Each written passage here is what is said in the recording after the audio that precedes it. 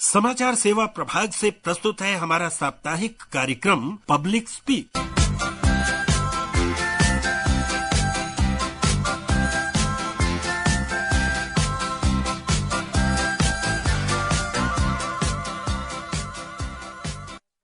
नमस्कार, स्वागत और अभिनंदन आप सभी श्रोताओं का। पब्लिक स्पीक में मैं हूं आपके साथ फरहत नाज। कार्यक्रम में आज हम बात करेंगे कर्मचारी भविष्य निधि संगठन ईपीएफओ की कर्मचारी नामांकन योजना के बारे में।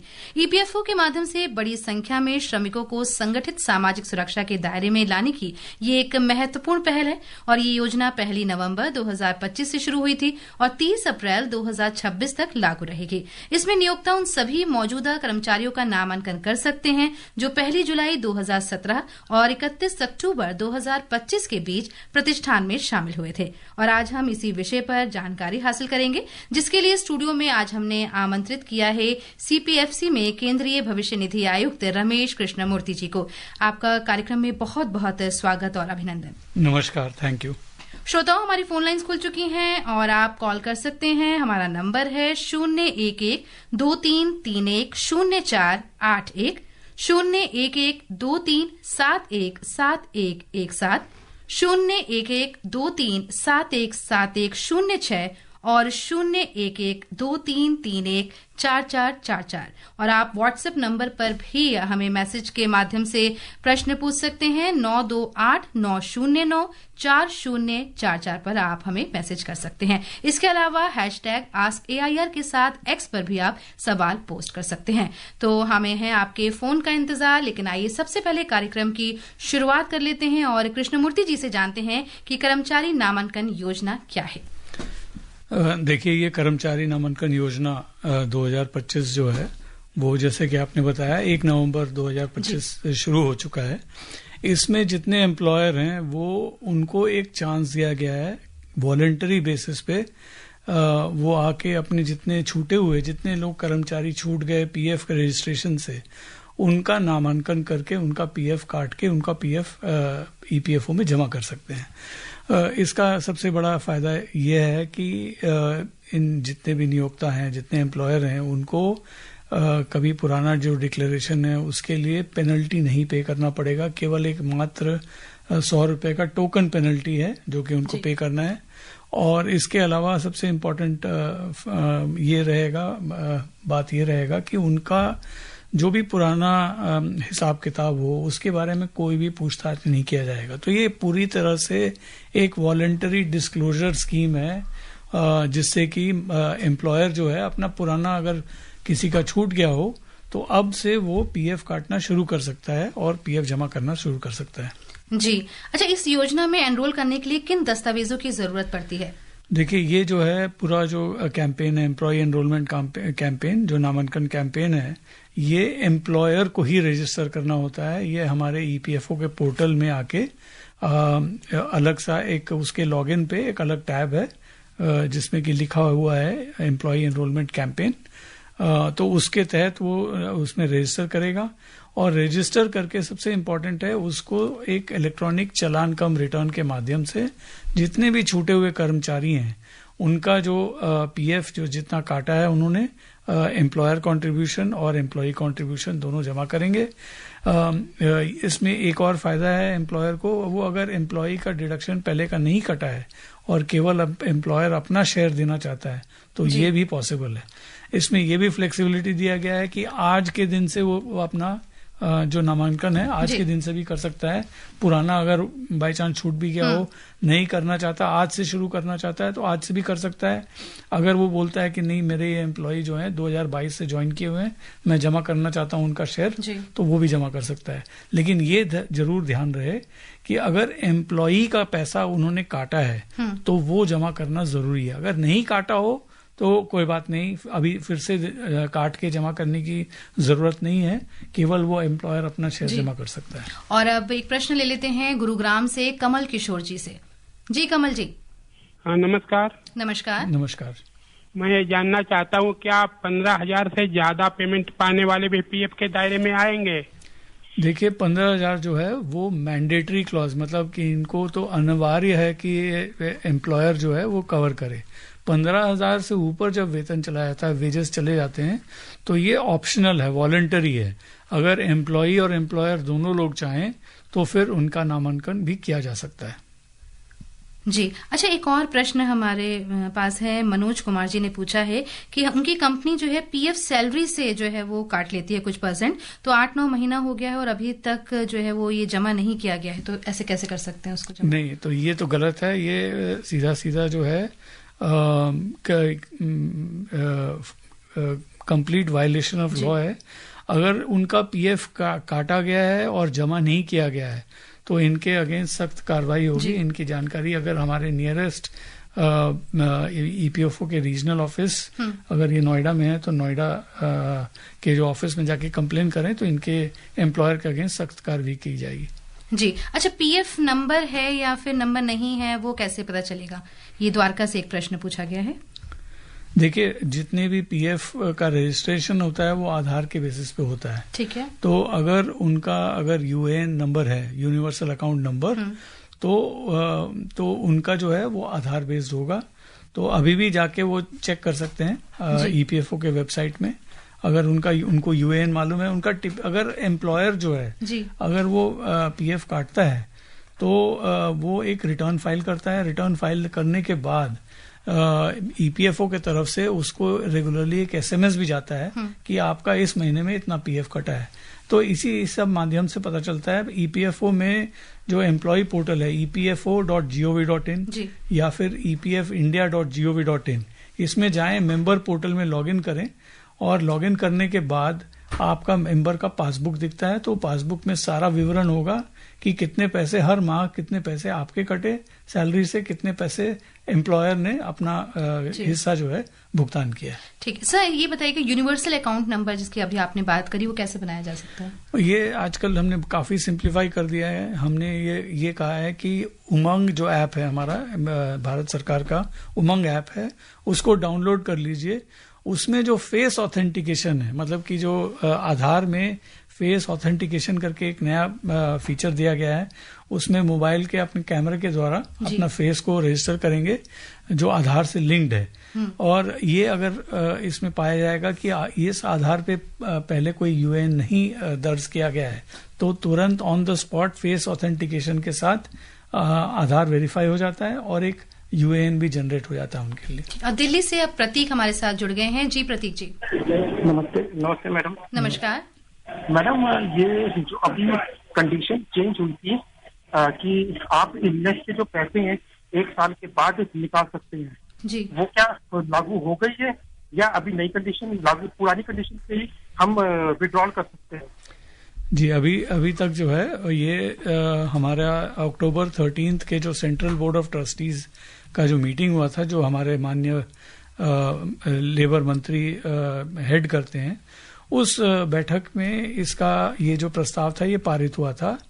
अभी तक लागू नहीं हुआ है। इस पे नोटिफिकेशन, स्कीम का नोटिफिकेशन अमेंडमेंट जो है वो नोटिफाई होगा और सॉफ्टवेयर भी चेंजेस होंगे। ये इस पे अभी काम चल रहा है। जब ये काम हो जाएगा, तब जब नोटिफाई हो जाएगा उस दिन से ये लागू हो जाएगा। तब तक के लिए पुराने जो स्कीम के हिसाब से जितना भी विड्रॉ करना था आप विड्रॉ कर सकते हैं। अच्छा, एक और प्रश्न जो है व्हाट्सएप के थ्रू हमारे पास आया है कि असंगठित क्षेत्र यानी अनऑर्गेनाइज्ड सेक्टर के श्रमिकों को औपचारिक सुरक्षा के दायरे में लाने के लिए क्या भविष्य की योजनाएं हैं? अभी देखिए, जो कोड ऑन सोशल सिक्योरिटी जो अभी नोटिफाई हुआ है गवर्नमेंट के द्वारा, उसमें जो फॉर्मल सेक्टर हम उनको बोलते हैं जो सैलरी कमाते हैं, जिनका एक सैलरी का कॉन्ट्रैक्ट होता है, जिनका सोशल सिक्योरिटी जैसे पीएफ हो, ईएसआई हो, ये कटता है, इनको हम फॉर्मल सेक्टर वर्कर बोलते हैं। जो असंगठित वर्कर, जो इनफॉर्मल सेक्टर वर्कर्स होते हैं, उनका कोई सैलरी का कॉन्ट्रैक्ट नहीं होता है, मतलब उनका कोई मासिक आय कोई तय नहीं होता है। तो इनका जो है जैसे जॉब वर्क टाइप का कोई कार्य करते हैं, उसके लिए अलग अलग काम मिलता है, तो उसके बेसिस पे पैसा मिलता है इनको। तो इसके लिए जो है पहली बार ये जो कोड ऑन सोशल सिक्योरिटी है उसमें इनके लिए भी प्रावधान किया गया है कि इनका भी सोशल सिक्योरिटी कवरेज होगा।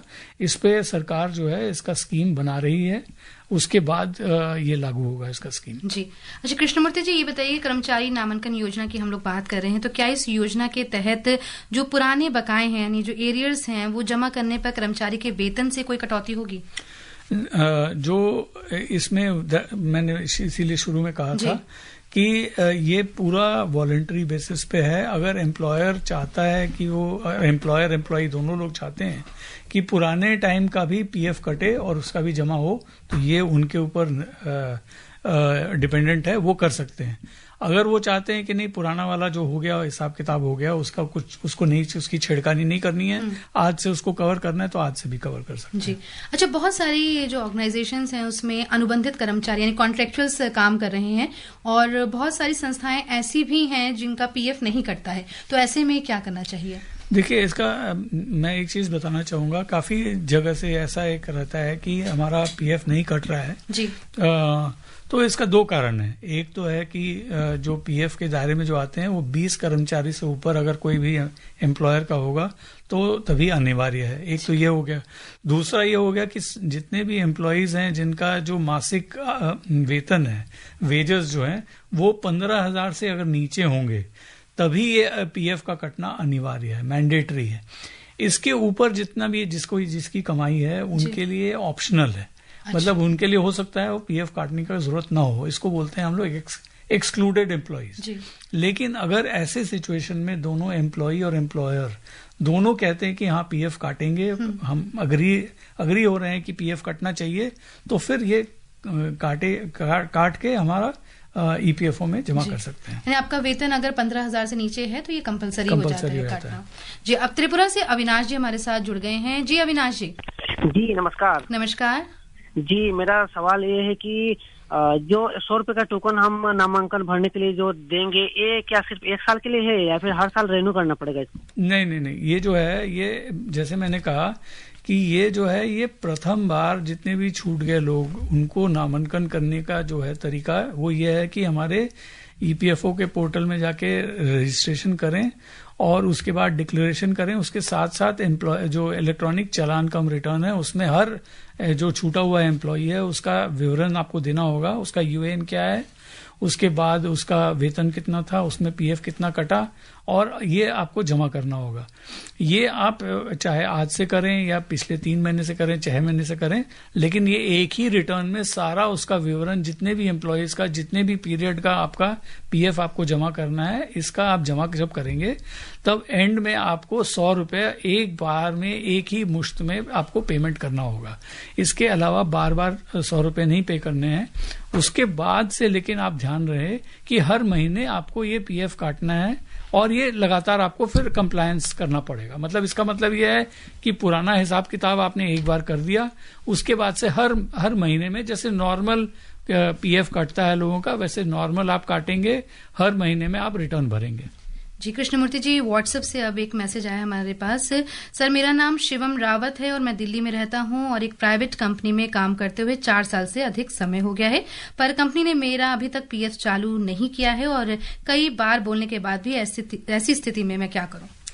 देखिए, ये जैसे मैंने कहा, ये जो है अगर आपके एम्प्लॉयर के पास 20 लोगों से ज्यादा है तब तो ये पीएफ काटना उनका अनिवार्य है।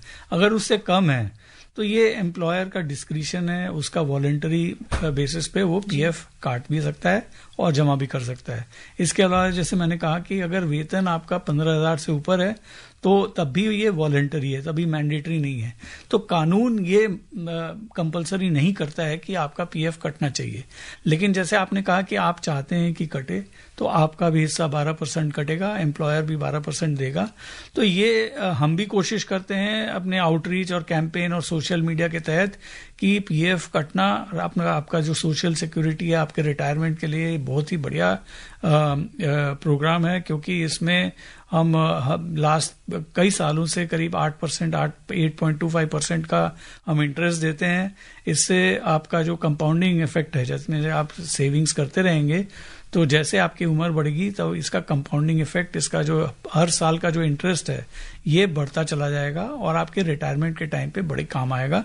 इसके अलावा हमने जो जितने भी अभी सुधार लाए हैं, रिफॉर्म्स लाए हैं, जिससे कि आपको अगर कोई सडन इमरजेंसी फाइनेंशियल नीड हो, आपको आवश्यकता हो, तो आप विड्रॉ भी कर सकते हैं। बिल्कुल, ऐसे भी कहा भी जाता है कि छोटी छोटी जो बचत है वो आगे चलकर बड़ी हो जाती है, तो अगर अभी से ही बचाना शुरू करेंगे तो आगे जो है बेहतर होगा। अच्छा, इसमें किसी तरह का हेल्पलाइन नंबर अगर हो जिससे कि हमारे श्रोताओं को मदद मिल सके? हाँ, ये हेल्पलाइन नंबर हमारे ईपीएफओ पोर्टल में है, मैं आपको बता देता हूँ। जी बिल्कुल।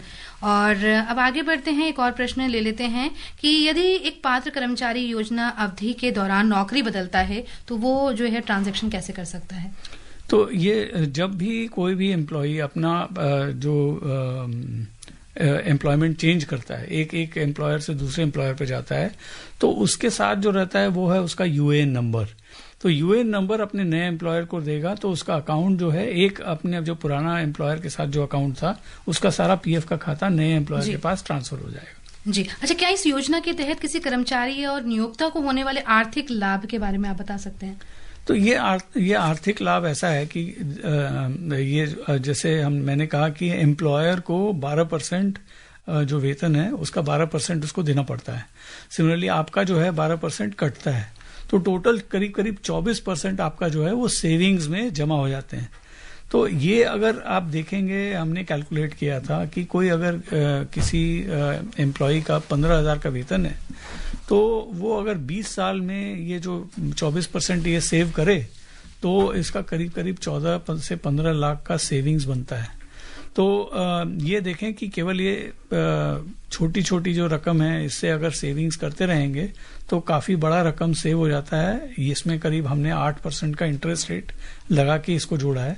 तो ये इससे काफी आपको सुविधा होगी जब आपको फॉर एग्जांपल अपने बच्चे के एजुकेशन के लिए चाहिए हो, या फिर कोई मेडिकल इमरजेंसी हो, या फिर आपको घर खरीदना हो, तो उस टाइम पे पीएफ का आपका जो बचत है वो काफी काम देता है। जी, तो हमें बहुत ही अच्छी जानकारी जो है ईपीएफओ से जो है वो हासिल हो रही है। कर्मचारी नामांकन, सामाजिक सुरक्षा लाभ, भविष्य निधि अंशदान और कर्मचारी नामांकन योजना से संबंधित जो है वो प्रश्न पूछे जा रहे हैं। और आज स्टूडियो में मौजूद हैं हमारे सवालों का जवाब देने के लिए केंद्रीय भविष्य निधि आयुक्त सीपीएफसी रमेश कृष्णमूर्ति जी। तो श्रोताओं, हमें है आपके फोन का इंतजार। आप नंबर एक बार फिर से नोट कर लीजिए, 01123310481 पर आप प्रश्न पूछ सकते हैं। इसके अलावा आप 01123314444 पर प्रश्न पूछ सकते हैं। हमें है आपके सवालों का इंतजार।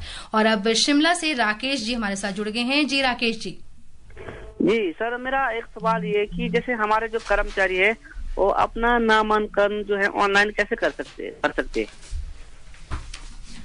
हाँ, नमस्कार। इसमें राकेश जी मैं ये बताना चाहूंगा, इसमें एम्प्लॉई जो है वो नामांकन नहीं करते हैं। नामांकन जो करते हैं वो नियोक्ता, जो आप हैं, जो एम्प्लॉयर हैं, वो करते हैं। तो आपको जो है पीएफ कार्ड, अपने जितने भी कर्मचारी हैं जिनका छूट अभी तक पीएफ कटा नहीं हो या फिर कटा हो और छूट गया हो पीएफ जमा करने में, तो इनका नामांकन आप जैसे करेंगे हमारे ईपीएफओ के वेबसाइट epfo.gov.in या फिर epfindia.gov.in, इसमें जाएंगे तो एम्प्लॉयर नियोक्ता का अलग पोर्टल है, उसमें लॉगिन करेंगे तो उसमें employee enrolment scheme, that is कर्मचारी नामांकन स्कीम जो है उसका लिंक मिलेगा। उस लिंक में आप जाएंगे तो आपको वहां पे जिसको बोलते हैं रिटर्न फाइल करना। रिटर्न का क्या मतलब हुआ? रिटर्न जो है वो एक विवरण का ये है, माध्यम है, जिसमें आप बोलते हैं कि ये 5 लोग या 10 लोग या 20 लोग हमारे कर्मचारी हैं, उनका इस महीने में, जैसे आप ये ले लीजिए, ये हो गया दिसंबर का महीना खत्म हो गया, तो दिसंबर में अगर आपके 20 एम्प्लॉय थे, उनका वेतन कितना था, उनका कितना पीएफ का कटना है। पीएफ का कटना जो है 12% आपके तरफ से होगा और 12% उसके वेतन से कटेंगे। उसका विवरण देके जो टोटल आएगा इसका पीएफ का डिडक्शन, वो आपको चेक इंटरनेट बैंकिंग या बैंक के माध्यम से आपको जमा करना होगा। जब ये जमा करते हैं तो इसको रिटर्न बोलते हैं। जमा करते हैं तो उसके बाद हर मेंबर को अपने पासबुक में ये जो 24% कटा, ये 24% का विवरण दिखने लगेगा। तो ये तरीका है उनका ये करने नामांकन करने का और इनका जो भुगतान है वो जमा करने का। एक चीज का ध्यान रखें, हम ये बोलते हैं कि ये नामांकन स्कीम के लिए आपको जो भी नए कर्मचारी जिनका पहले कभी यूएएन नहीं था उनको आप रजिस्टर कर रहे हैं, तो उनका जो है यूएएन फेस ऑथेंटिकेशन के माध्यम से जो उमंग ऐप है उसमें यूएएन आपको जनरेट करना होगा। और इससे पहले कृष्णमूर्ति जी से हमने हेल्पलाइन नंबर के बारे में पूछा था, तो जैसा कि आपने हमें बताया कि अगर आप दिल्ली में रह रहे हैं तो आप 011-280-93-013 पर संपर्क कर सकते हैं। और इसके अलावा जो है आप हमारी जो वेबसाइट है उस पर भी संपर्क कर सकते हैं। वहां पर आपको अलग अलग क्षेत्र के बारे में जो है वो जानकारी मिल जाएगी, www.epfo.gov.in। और इसके अलावा हमारा हेल्पलाइन नंबर है 14470। नंबर नोट कर लें, 14470 पर आप कॉल करके इससे संबंधित जानकारी जो है वो प्राप्त कर सकते हैं। और अब गुरुग्राम से जो है सुभाष जी हमारे साथ जुड़ गए हैं। जी सुभाष जी, हेलो। हेलो जी सुभाष जी, प्रश्न पूछें। मैं चिरमिरी कुरासा कॉलेज, जिला कोरिया, छत्तीसगढ़ से इंद्रभान से बोल रहा हूँ। जी बोलिए। क्या जिनका रजिस्ट्रेशन नहीं हुआ है क्या वे रजिस्ट्रेशन करा सकते हैं? जी हाँ, अवश्य करा सकते हैं।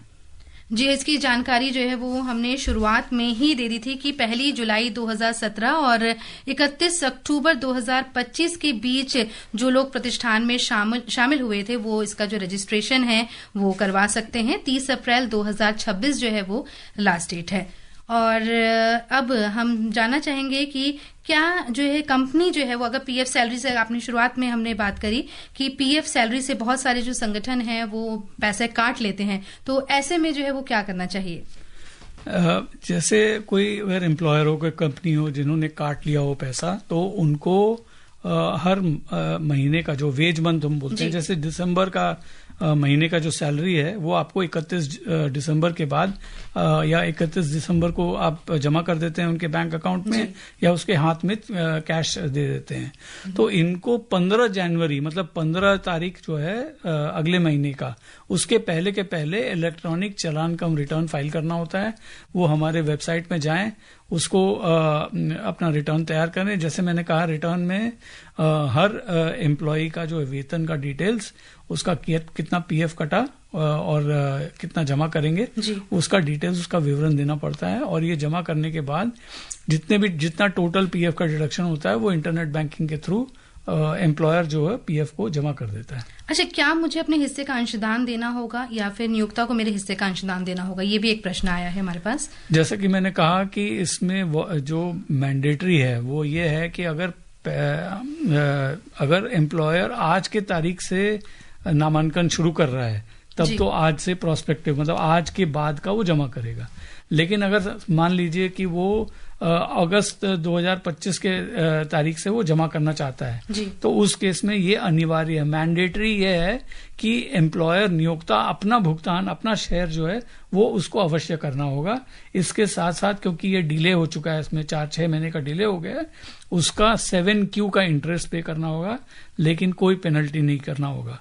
लेकिन अगर वो एम्प्लॉई अपना शेयर भी देना चाहता है, कटवाना चाहता है और एम्प्लॉयर भी जोड़ के देना चाहता है तो वो कर सकता है। लेकिन एम्प्लॉई शेयर मतलब कि जो कर्मचारी का जो शेयर अंश है वो मैंडेटरी नहीं है। अच्छा। वो अगर नहीं देना चाहे वो न दे। अच्छा, गुरुग्राम से सुभाष जी एक बार फिर से हमारे साथ जुड़ गए हैं। जी सुभाष जी।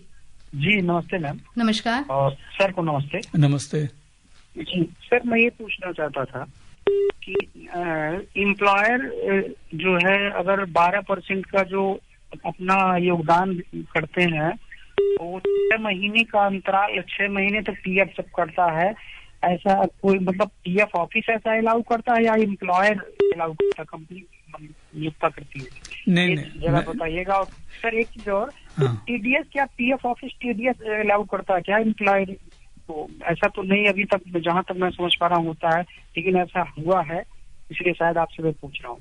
जी तो 2 प्रश्न थे आपके। एक तो ये मैं बता दूं कि अगर पीएफ रेगुलर बेसिस पे जिस महीने का है, जैसे वेतन मंथ अभी दिसंबर महीने का वेतन का महीना खत्म हो चुका है, तो उसका 15 तारीख के पहले एम्प्लॉयर जैसे जो नियोक्ता है उसको पीएफ का भुगतान ईपीएफओ को करना अनिवार्य है। अगर 15 तारीख से डिले करता है तो उस पे उसको इंटरेस्ट भी पे करना है और पेनल्टी भी पे करना होगा। ये हर महीने का ये प्रक्रिया है, मतलब कि अब जनवरी जब खत्म होगा तो फरवरी 15 के अंदर अंदर उसको रिटर्न फाइल करना होगा और पीएफ का भुगतान करना होगा। इसमें कोई 6 महीने या किसी महीने का छूट नहीं है, ये हर महीने का काम है। उसको हर महीने 15 तारीख तक केवल 15 दिन का छूट है, उसके बाद उसको इंटरेस्ट और पेनल्टी दोनों लगेंगे। अच्छा, दूसरी बात हो गई कि टीडीएस काटने वाली। टीडीएस तो इनकम टैक्स को काट के इनकम टैक्स को देना होता है, उसका पीएफ से कोई लेना देना नहीं जी, वो तो वापस मिल जाता है हर साल। अच्छा, और जो है अब हम थोड़ी मुख्य बिंदु के बारे में बात कर लेते हैं। आधे घंटे जो है चर्चा रही, तो इसके बारे में थोड़ा सा और हम बता दें कि इसकी पात्रता जो है वो क्या है। 1 जुलाई 2017 से 31 अक्टूबर 2025 तक नियुक्त कर्मचारी। योजना अवधि है 1 नवंबर 2025 से 30 अप्रैल 2026 तक। इसके अलावा अगर जुर्माना लगता है तो 100 रुपए प्रति प्रतिष्ठान जो है। कृष्णमूर्ति जी, अगर कुछ गलत हो तो प्लीज बताइएगा। और इसके अलावा यदि कर्मचारी अंशदान पहले नहीं काटा गया है तो वो माफ किया जाएगा। इसके अलावा अगर कुछ आप बताना चाहें। हाँ, मैं ये बताना चाहूंगा कि कई जगह पे ऐसा देखा गया है, जो एम्प्लॉयर हैं उसके अगर बाय चांस उसका वायलेशन जो है देखा गया और वहां उसके ऑर्गेनाइजेशन में हमारे इंस्पेक्टर्स पहुंच गए और उन्होंने रिपोर्ट दर्ज किया कि इसमें वायलेशन हुआ है, पीएफ काटना है, तो इनके अगेंस्ट हम इंक्वायरी शुरू कर देते हैं। हमारा एक 7A का प्रोसीडिंग रहता है, तो 7A के अंदर हम इनका नोटिस देके इनका प्रोसीडिंग शुरू कर देते हैं। लेकिन इस जो डिस्क्लोजर स्कीम है, जो हमारा कर्मचारी नामांकन प्रोग्राम है, इसमें ऐसे नियोक्ताओं को भी अलाउ किया गया है कि जिनके अगेंस्ट इंक्वायरी 7A के अंदर अगर उनका इंक्वायरी चल रहा हो तो वो भी इसमें पार्टिसिपेट कर सकते हैं। इसके अलावा मैं ये भी बोल दूं कि जितने भी नए एम्प्लॉई अगर इस दौरान में इसमें नामांकन होते हैं तो इनको प्रधानमंत्री विकसित भारत रोजगार योजना का भी फायदा ये उठा सकते हैं। इसमें आपको ध्यान होगा कि PMVBRY वाला जो रोजगार योजना है, उसमें जितने भी नए कर्मचारी जो 1 अगस्त 2025 के बाद जुड़े हैं, उनको स्कीम में जो पहले महीने का वेतन है उसको 2 किश्तों में उनको इंसेंटिव के तौर पे दिया जाएगा। इसके अलावा जो नियोक्ता है उसको प्रति माह जितना भी पीएफ का डिडक्शन होता है उसमें स्लैब वाइज 10,000 रुपए तक का अगर वेतन हो तो प्रो रेटा 10%, 10,000 और 20,000 के बीच में अगर उनका वेतन हो तो उनको 2,000 रुपए का इंसेंटिव, और अगर 20,000 रुपए से ज्यादा हो तो 3,000 प्रति माह पीएफ जो कटता है उसमें उनका इंसेंटिव के बेसिस पे उनको नियोक्ता को पार्ट बी के अंदर इंसेंटिव दिया जाएगा। तो ये जो एम्प्लॉय एनरोलमेंट स्कीम में आप जिनको एनरोल कर रहे हैं उसके बेसिस पे आप PMVBRY का भी बेनिफिट ले सकते हैं। ये एक बहुत ही महत्वपूर्ण इसमें साथ में दोनों प्रोग्राम जुड़े हुए हैं। जी कृष्णमूर्ति जी, और अब हमारे सबसे पुराने श्रोता दिल्ली से धर्मवीर जी जुड़ गए हैं। जी धर्मवीर जी। जी नमस्कार। नमस्कार सर नमस्कार। मैं धर्मवीर गांधीनगर दिल्ली से बोल रहा हूँ। सर मैं एशिया की सबसे बड़ी रेडीमेड कपड़ा मार्केट गांधीनगर से बोल रहा हूँ। क्यों यहाँ पे एक ऐसी फर्म है जिनके पास 80-90 वर्कर काम करते हैं, उनको पीएफ के दायरे में कैसे लाया जाए, इसके लिए कुछ आपके पास कोई जानकारी स्कीम है? क्योंकि हर यहाँ पे 10 का स्टाफ तो ऑलरेडी होता ही है, बहुत ज्यादा से ज्यादा फैक्ट्रियां भी हैं, तो इसके लिए आपके यहाँ से कुछ इन चीजों पे क्या? धर्मवीर जी, आपने बहुत ही महत्वपूर्ण बात कही है। ये हम लोग सब मिलके काम करेंगे। इसमें हमारे तरफ से जितने भी हमारे पीएफ के ऑफिस हैं, जो हमारे रीजनल ऑफिस दिल्ली में चारों तरफ हैं, जैसे Delhi north, Delhi south, central, west और हमारा जो सेंट्रल वाले जो ये ऑफिसेज हैं, इसमें से ऑफिसेज को हमने कहा है कि हर जगह हर नियोक्ता के पास पहुंचे, उनको ये स्कीम, ये जो नामांकन स्कीम है इसके बारे में बताएं और उसके बाद उनको भी प्रोत्साहित करें कि इस स्कीम का पूरा फायदा उठाएं। तो हमारे तरफ से तो पूरा इसमें आउटरीच कैंपेन चल रहा है। मैं ये भी रिक्वेस्ट करूंगा आपके माध्यम से कि आप भी वहां लोकल जितने भी शॉपकीपर्स हैं, जितने भी होलसेल मर्चेंट्स हैं, उनको भी एनकरेज करें जैसे कि वो इस स्कीम का फायदा उठाएं। और उसके बाद जितने भी हमारे कर्मचारी हैं उनको भी मैं अपील करूंगा कि आप ये पीएफ को ऐसा मत समझें कि ये आपके तरफ से कटौती है, कटती है, टेक होम आपका कम होता है, ऐसा न सोचें।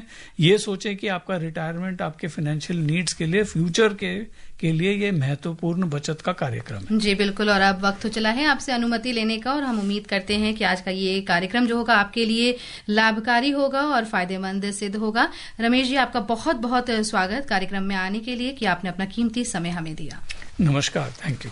और इसके साथ ही फरहत नाज को दीजिए कार्यक्रम यहीं समाप्त करने की इजाजत। नमस्कार।